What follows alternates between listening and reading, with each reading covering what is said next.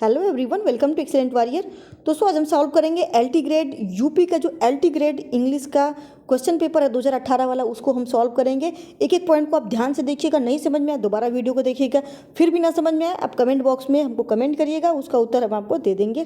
तो चलिए देख लेते हैं। इस वीडियो के कंप्लीट होने के बाद हम आपको अपने चैनल जो टेलीग्राम है, ग्रुप वाला चैनल है, उसमें हम आपको भेज देंगे PDF को आप डाउनलोड करके खुद भी अपना सॉल्व कर लीजिएगा बाद में। तो चलिए देख लेते हैं।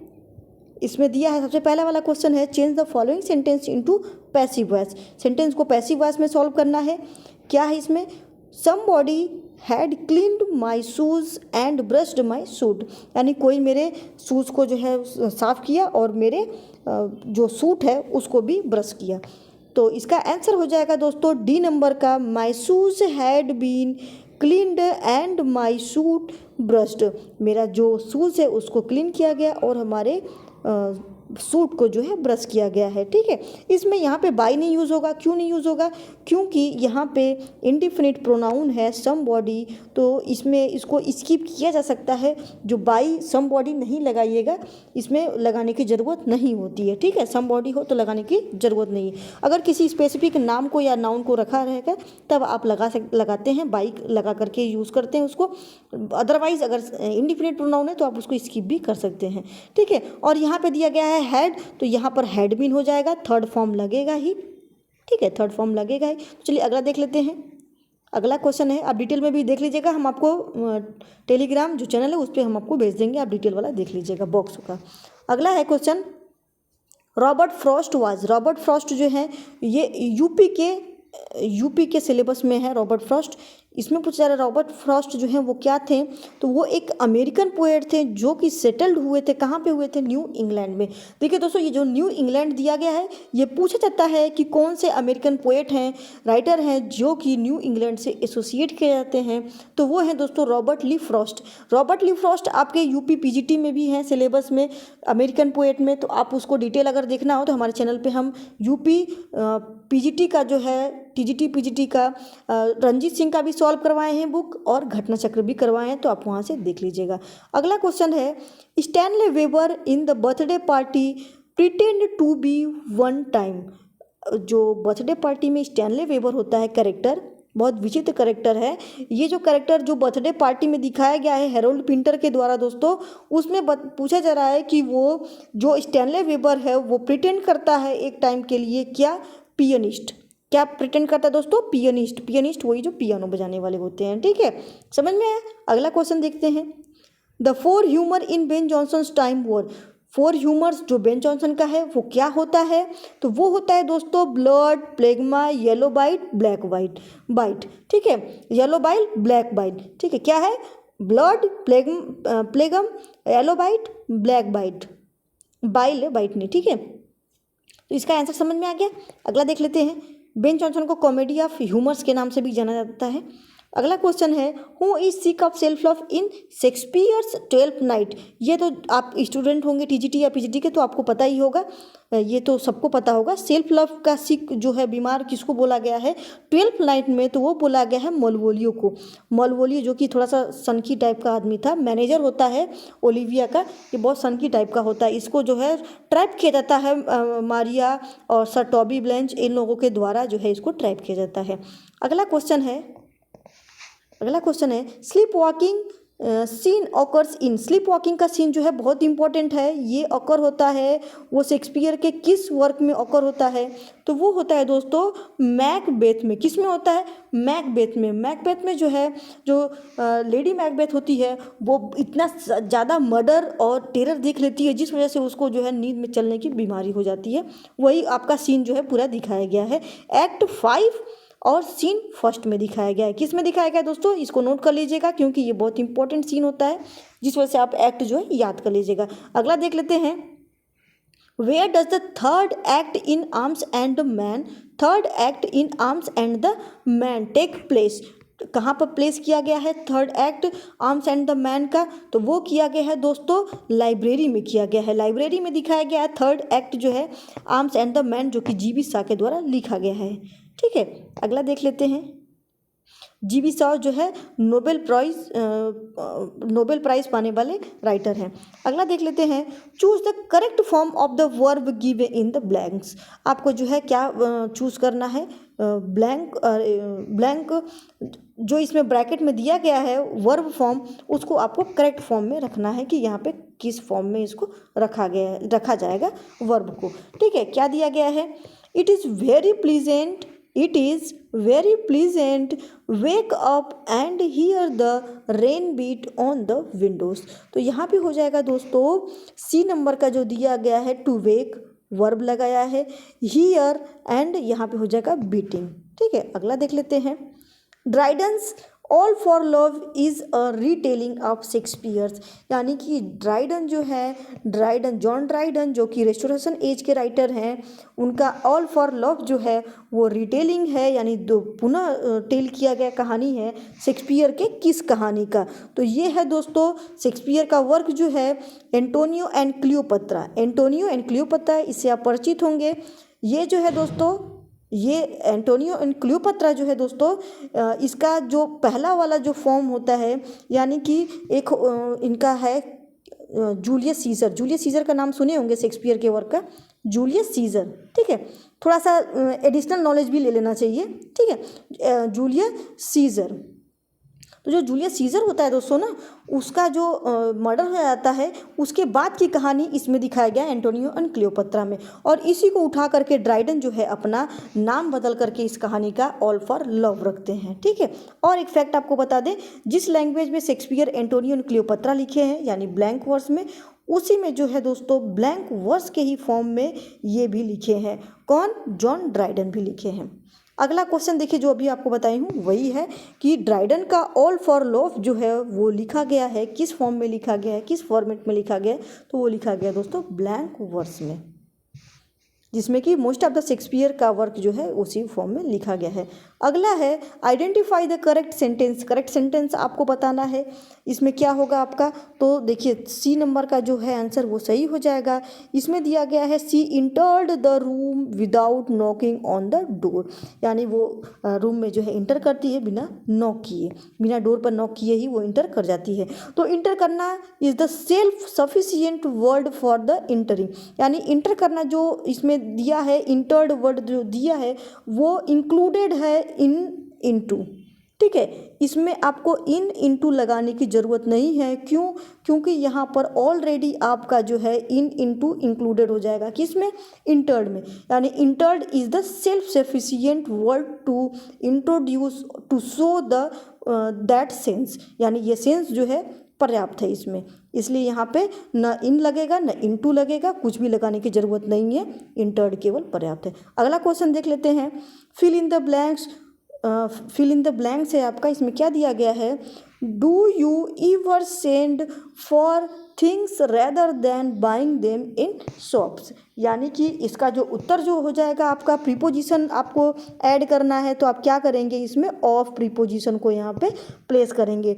Do you ever send off, यहाँ पर क्या हो जाएगा दोस्तों आपका, यहाँ पर हो जाएगा आपका ऑफ हो जाएगा। ठीक है, of for the things rather than buying them in shop. अगला क्वेश्चन देख लेते हैं दोस्तों, थोड़ा सा टाइम कम है, आप सोच रहे हैं हम कि इसी में आपका कंप्लीट कर दें पूरा, एक ही वीडियो में जो क्वेश्चन पेपर है वो कंप्लीट हो जाए, जिस वजह से हमको थोड़ा सा स्पीड में चलना है।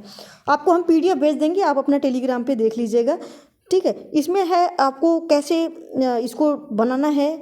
अगर आपको हाइपरबोली का थोड़ा सा आइडिया होगा कि हाइपरबोली क्या होता है, तो आप इसको कर जाएंगे। देखिए हाइपरबोली जो है वो एक स्टेटमेंट होता है, ओवर स्टेटमेंट होता है, वो स्टेटमेंट नहीं बल्कि ये क्या होता है दोस्तों, ये एक ओवर स्टेटमेंट होता है।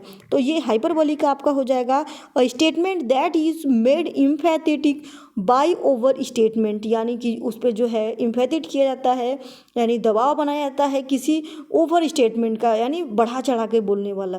उसके बाद ईपीग्राम देख लीजिए, ईपीग्राम क्या होता है, तो ईपीग्राम दोस्तों वो होता है कि कोई वैसा brief pointed saying frequently introducing antithetical idea which excited surprising and arrest attention, यानी कि जो इपीग्राम होता है, जैसे समझ लीजिए कि बहुत से ऐसे राइटर होते हैं जो कि इतना ब्यूटीफुल चीज़ों को बोलते हैं। जैसे अभी आप फ्रांसिस बेकन को कुछ देर पहले हम आपको बताए थे कि फ्रांसिस बेकन जो है दोस्तों, वो इतना ज़्यादा ब्यूटीफुल उनका स्टेटमेंट होता था।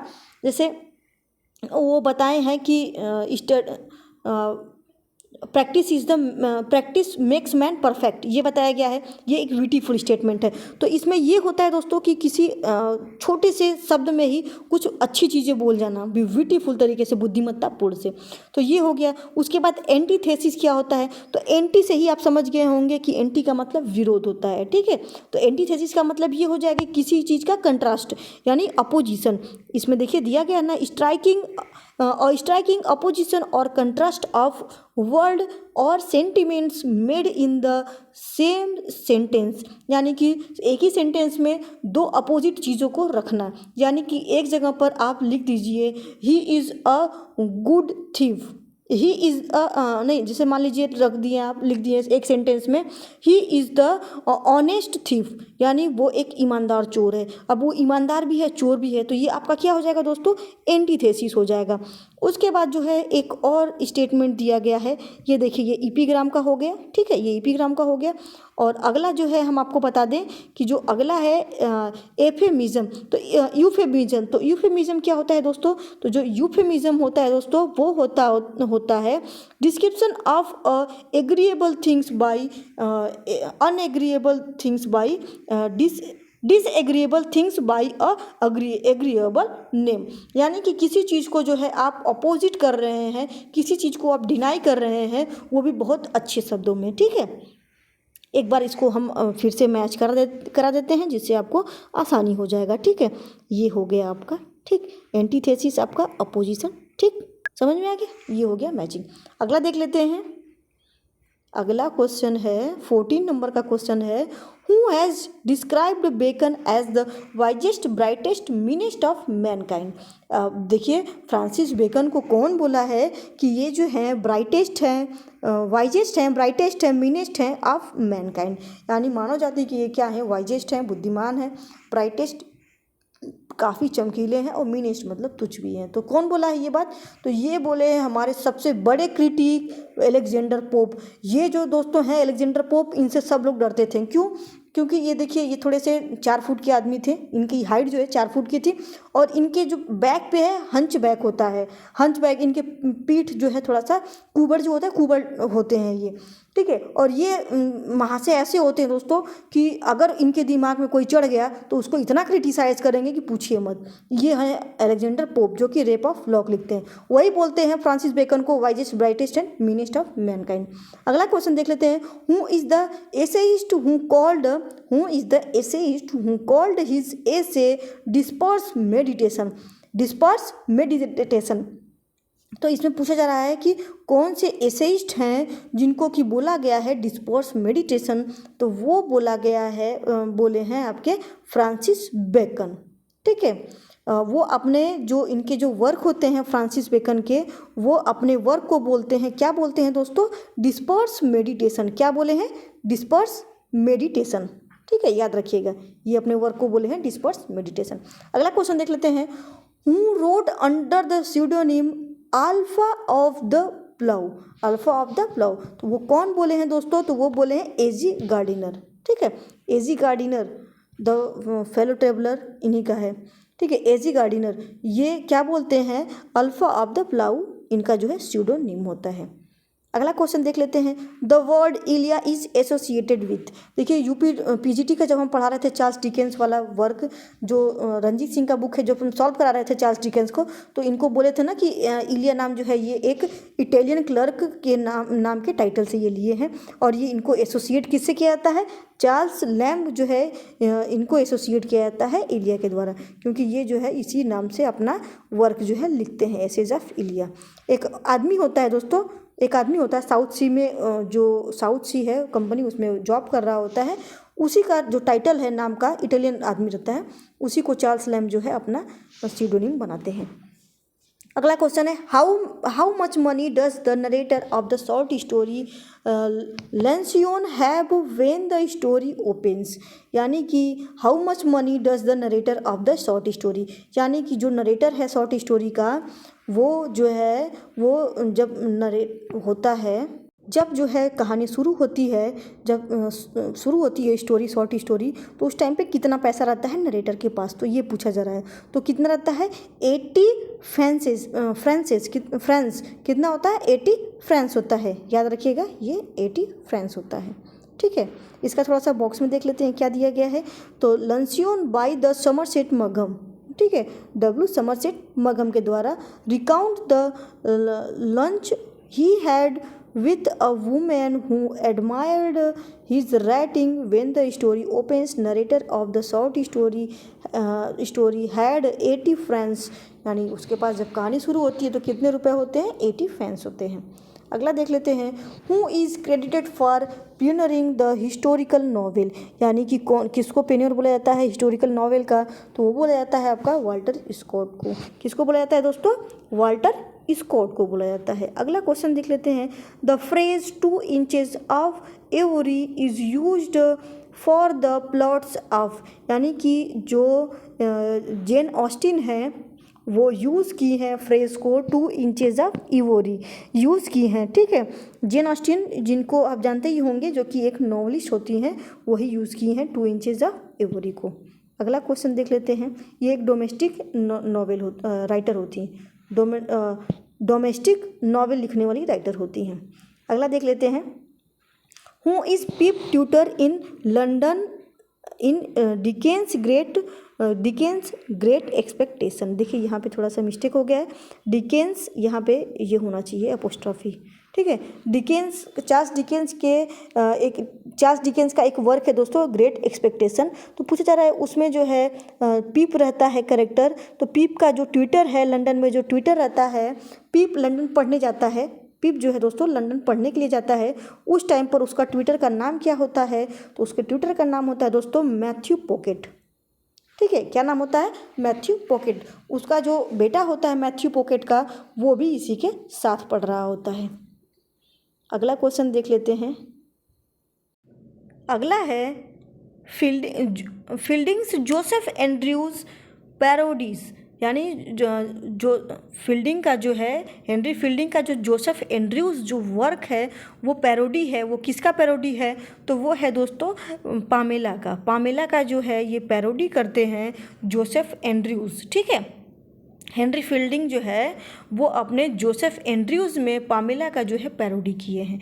पामेला जिसका कि पूरा नाम है पामेला और virtue rewarded is a epistolary novel by writer Samuel Richardson के द्वारा लिखा गया है। कब लिखा जाता है 1740 में। Fieldings Joseph Andrews parody Pamela, इसका जो है पैरोडी करते हैं, नकल करते हैं, कौन करते हैं, वो करते हैं आपके हेनरी फील्डिंग। ठीक है, अगला क्वेश्चन देख लेते हैं happiness is but an occasional episode in the general drama of pain above statement occurs in. अब इसमें बोला जा रहा है कि जो हैप्पीनेस है वो एक ओकेशनल एपिसोड होता है, यानी कि आने जाने वाला एक एपिसोड होता है लाइफ का, जीवन का, जो कि एक दर्द का जो है एक ड्रामा होता है, एक पेन होता है। ठीक है, तो ये जो है दोस्तों ये बोला गया है मेयर ऑफ कैस्टरब्रिज में। मेयर ऑफ कैस्टरब्रिज आपको याद ही होगा, जिसमें एक वो होता है माइकल हेंचर्ड होता है, सुजैना होती है और हर्मेटी वुमेन भी होती है, जेन होती है, तो ये सब कैरेक्टर इसमें होते हैं। अगला देख लेते हैं whom did Henchard arranged to hire as his business manager before meeting Farfrae in the Mayor of Casterbridge। अभी आपको इसकी स्टोरी बता रहे थे माइकल हेंचर्ड का।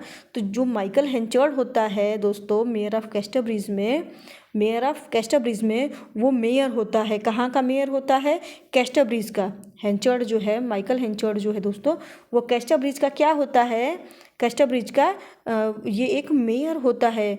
ये हायर करता है एक मैनेजर को, हेंचर्ड जो है एक मैनेजर को हायर करता है, उसका नाम क्या होता है, जोस्यू जोप होता है, जोप नाम से इसको पुकारा जाता है, जोप। ठीक है, तो ये पहले इसको बनाते हैं मैनेजर, उसके बाद जो है किसको बनाते हैं, फारफ्रे को बनाते हैं मैनेजर। कौन बनाता है, माइकल हेंचर्ड। तो जब सबसे पहले का पूछ रहा है तो इसमें हो जाएगा जोसव जोप। ठीक है, जोसव जोप। अगला है Mrs Dalloway describe the event of. Mrs Dalloway जो है आप पढ़े ही होंगे, मिसेज डॉलोवे जो कि वर्जीनिया वुल्फ का वर्क है। वर्जीनिया वुल्फ को जानते ही होंगे, स्ट्रीम ऑफ कॉन्शियसनेस से जिनको एसोसिएट किया जाता है। तो ये जो मिसेज डॉलोवे है इसको डिस्क्राइब किया जाता है केवल एक दिन में, केवल एक दिन की पूरी कहानी होती है वर्जीनिया वुल्फ की। अगला देख लेते हैं। अगला है mister Burman in the last leave is, यानी कि एक ये वर्क देखे होंगे ओ हेनरी का। ओ हेनरी एक राइटर हैं, उनका एक वर्क है दोस्तों, कौन सा है, द लास्ट लीव। बहुत अच्छी स्टोरी है। इसमें सू रहती है, सू नाम की कैरेक्टर होती है, और उसके बाद जॉन्सी होती है।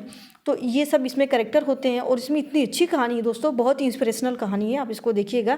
तो जो बर्नमैन होता है वो पूछा जा रहा है कि वो क्या होता है। तो वो एक नाइबर होता है, एक पड़ोसी होता है, लिविंग डाउन स्टेयर। एक डाउन स्टेयर में यानी कि सीढ़ी के पास एक घर रहता है, रूम रहता है, उसी में रहने वाला एक ये पेंटर होता है, आर्टिस्ट होता है। पेंटर क्या, आर्टिस्ट इसको बोल सकते हैं। एक बुढ़ा आर्टिस्ट होता है जिसकी कि डेथ हो जाती है। ठीक है, अगला देख लेते हैं question. Bennet family, the Bennet family in Pride and Prejudice lives in the dash state. अब इसमें ब्लैंक वर्स आपको भरना है कि जो बैनेट फैमिली होती है, बैनेट और बिंगले फैमिली दो फैमिली होती हैं, उसी कहानी होती है प्राइड एंड प्रेजुडियूस में। प्राइड एंड प्रेजुडियूस में किसकी कहानी होती है दोस्तों, बैनेट और बिंगले फैमिली की। तो जो बैनेट फैमिली होती है वो कहाँ रहती है, वो लॉन्ग बर्न में होती है। कहाँ होती है दोस्तों, लॉन्ग बर्न में होती है बैनेट फैमिली। ठीक है, अगला देख लेते हैं। तो इसमें देखिए एलिजाबेथ भी होती है, जेन भी होती है, मैरी भी होती है, ये सब इसमें कैरेक्टर हैं 5 बहनों का।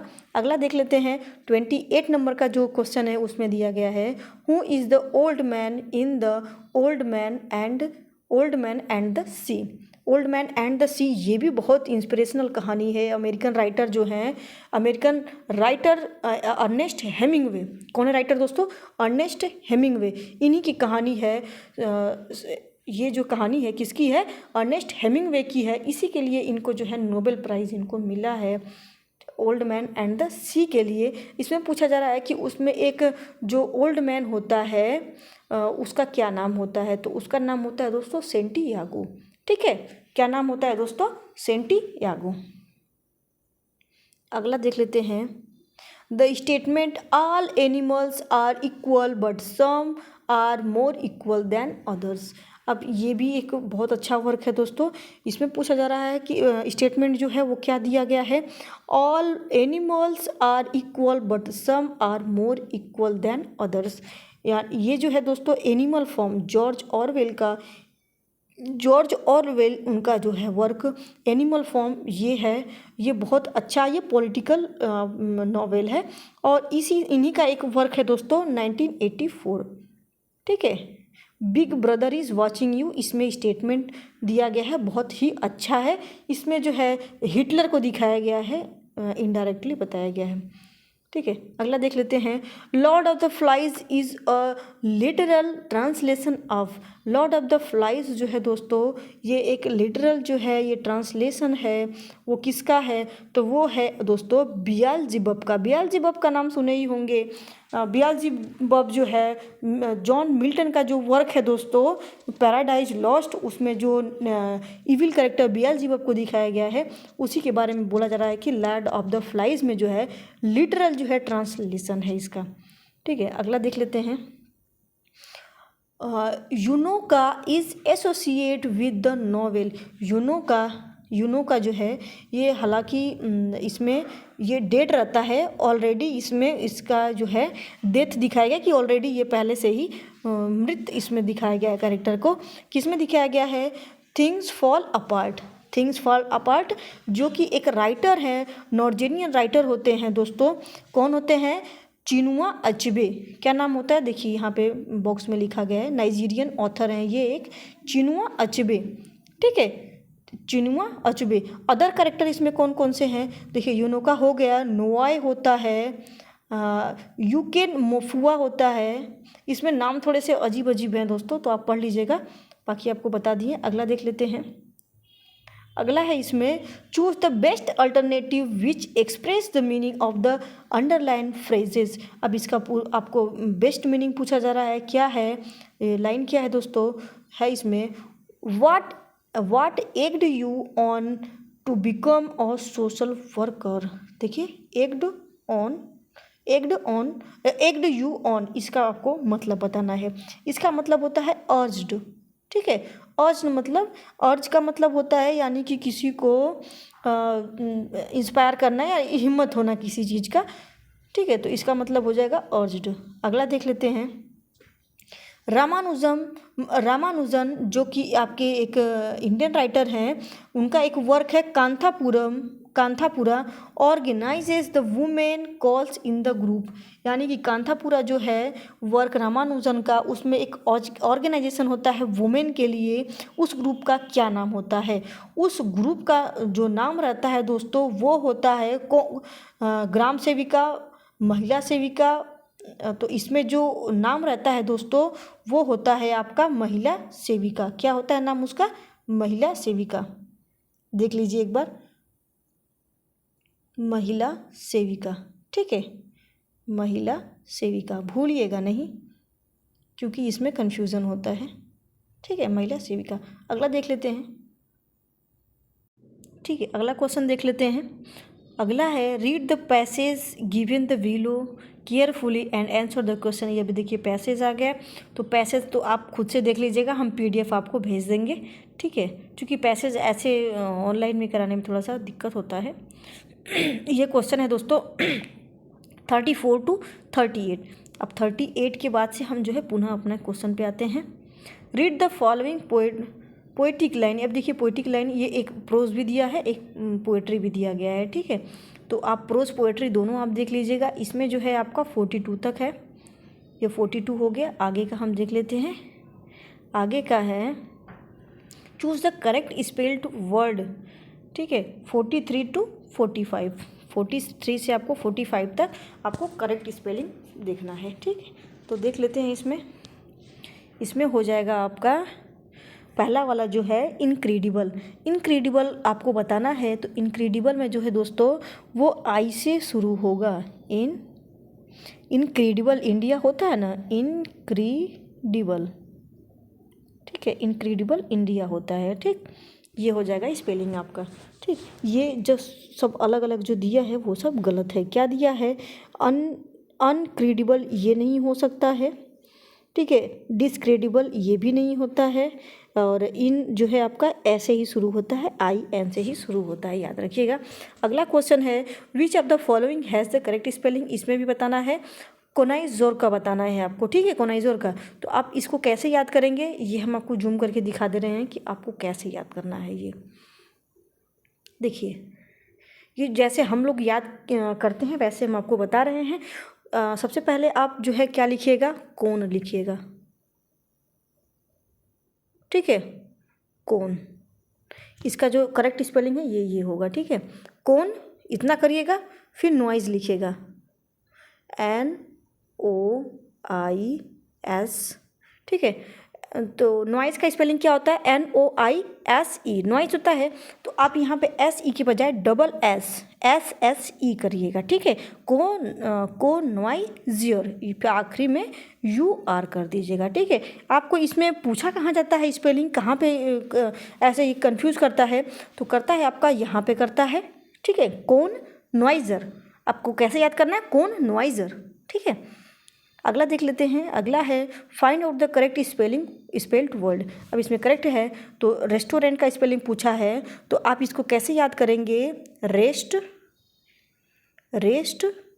हो गया, और रेस्ट के बाद आप क्या लिखेंगे, रेस्ट अरेंट, रेस्ट, अरे ये स्पेलिंग हो जाएगा ना, रेस्टोरेंट, रेस्ट और AUR एंट, ANT, ठीक है, याद हो जाएगा आपको। रेस्ट और रेंट, रेस्ट और रेंट याद हो जाएगा। देखिएगा ध्यान से इसको, रेस्ट, रेस्ट हो गया REST, रेस्ट, और एंट, ठीक है। ये स्पेलिंग बार बार पूछी जाती है इसलिए आपको याद करवा रहे हैं, स्पेलिंग थोड़ी सी टफ होती है, रिमेंबर करना। अगला है change the word grass into verb. अब देखिए ये जो क्वेश्चन दिया गया है दोस्तों आपका 46 to 48, यानी कि 46, 47, 48 वाला जो तीनों क्वेश्चन है आपको जो है फॉर्मेशन करना है, वर्ड का फॉर्मेशन करना है जिसमें वो चेंज करने को बोला जाए। देखिए ये वर्ड है आपका एक ग्रास, ग्रास मतलब क्या होता है, घास। अब इसको आप किस में चेंज करना है, आपको वर्ब में चेंज करना है। तो घास एक आपका नाउन है, नाउन है। अब इसको आप जो है चेंज कर दीजिए ग्रेज में। ग्रेज मतलब क्या होता है दोस्तों, स्पेलिंग ये नहीं रहेगा, स्पेलिंग आपका रहेगा ये वाला ग्रेज, ठीक है, GRAZE। ग्रेज मतलब चरना होता है, नानी ने जहाँ आता है वहाँ क्रिया होता है, तो ये ग्रेज जो है चरना हो जाएगा। अगला क्वेश्चन है 47 नंबर का है, which of the following is a noun of क्या दिया है, कंडेम। कंडेम का जो है वो पूछा जा रहा है कि नाउन फॉर्म क्या होगा। हाँ, नाउन फॉर्म ऑफ कंडेमन, कंडेम मतलब होता है किसी का अवहेलना करना, ठीक है। आपको एक चीज़ हम ट्रिक बताए थे ग्रामर वाले सेक्शन में कि ION जो जहाँ लग जाता है, ION वहाँ पे क्या हो जाता है दोस्तों, नाउन हो जाता है। तो आपको ये यहाँ पे ढूंढना बहुत आसान है, काफ़ी आसान है, ठीक है। और एक चीज़ आपको बता दें, यहाँ पे ED लगा है तो ये नहीं हो सकता है, ING लगा है तो ये भी नहीं हो सकता है क्योंकि ये जेरेंडियल नाउन हो जाएगा। और इसके बाद जो है ये वर्ब के तौर पे यूज़ हुआ है यहाँ पे। उसके बाद ये LY लग गया है तो या तो एडजेक्टिव होगा या तो एडवर्ब होगा।